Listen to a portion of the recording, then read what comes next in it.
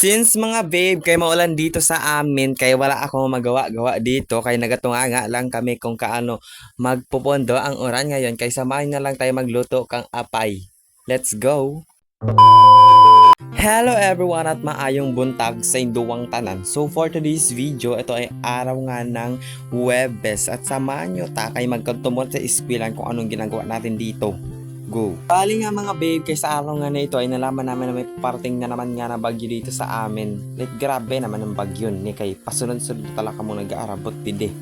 Bali mga babe, nandito na nga po pala tayo sa paaralan karon kay grabe naman diha kang kay recess ngayon at lobat-lobat na cellphone ko kay brala out nga ni amon di sa mo kay 5% na lang kay naka-video pa tayo ng pang-memories yan.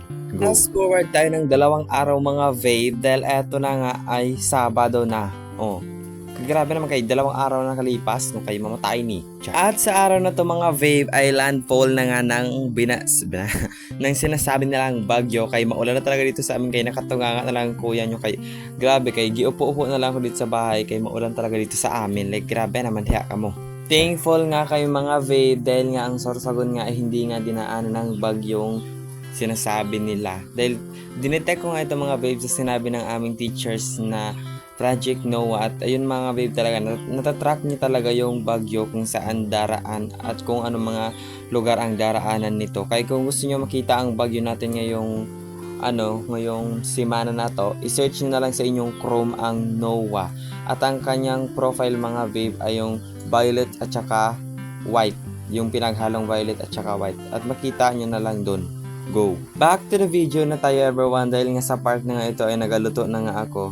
At ayan, kung nanggagalit-galit na at or lumabas na yung kaluluwa ng gata ninyo, ilagay nyo na ang dahon ng apay para maluto na to agad kay noon sa ni. At alam nyo nga po pala mga babe, may singit ko lang. Ang sabi nga ng aming teachers, baka ngayong second quarter ay walang makasama sa amin na sa with honors. Like grabe naman karon kay grabe.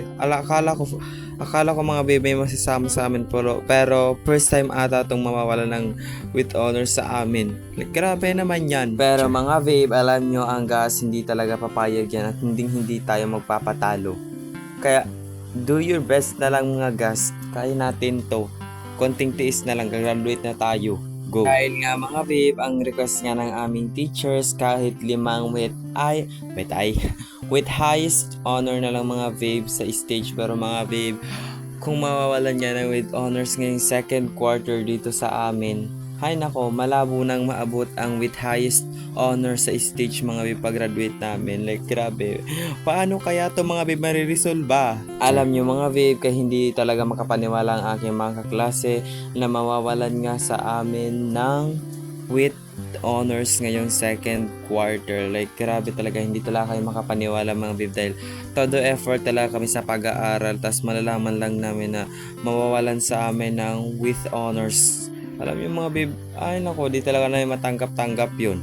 Char. At tama na pong kwentuhan mga babe at dito ko na po tatapusin ang ating videos. Thank you for watching and listening and don't forget follow, like and subscribe ng ating YouTube channels.